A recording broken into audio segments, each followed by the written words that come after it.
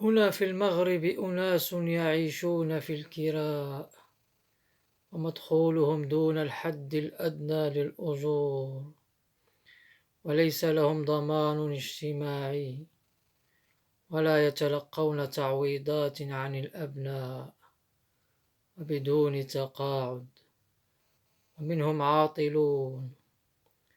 ومن وصل 30 ولم يتزوج نتيجة فقره.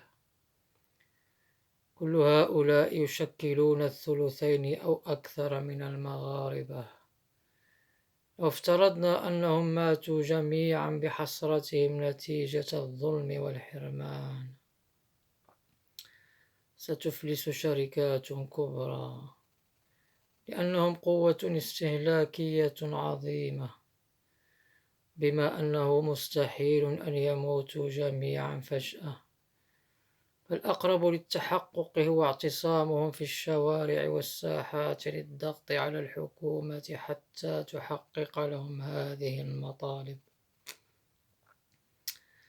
أن تمنح الدولة لكل معيل أسرة منزلا ملكا، وضمانا اجتماعيا، وتعويضا عن الأولاد، وتقاعد، وأن يحصل على الأقل على الحد الأدنى للأجور، والعاطل نصفه.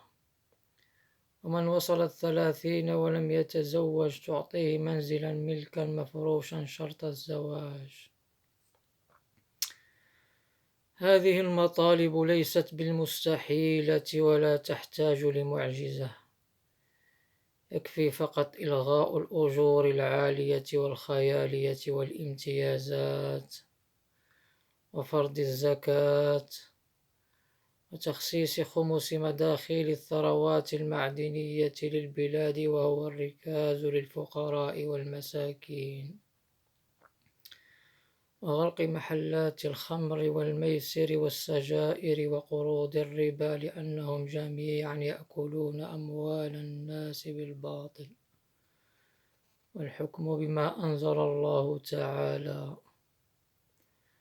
وبدل إهدار الملايير على الألعاب الرياضية والمهرجانات، تخصص للبحث العلمي وتشجيع المخترعين حتى نتمكن نحن أيضا من الصناعات التكنولوجية.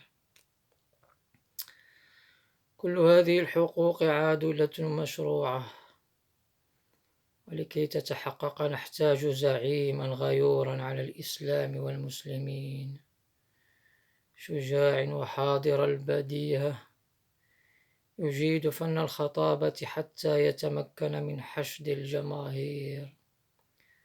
فهل لهذا الزعيم وجود؟ أرجو ذلك.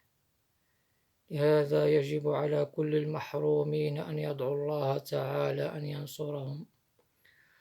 ربنا عز وجل سيستجيب لصرخة المظلومين ويزلزل عروش الظالمين في الدول الإسلامية، شرط أن يتحدوا على كلمة سواء ويرفعوا هذه المطالب، بدل أن يظلوا مجرد قوة استهلاكية عظيمة تنفخ في جيوب الظالمين.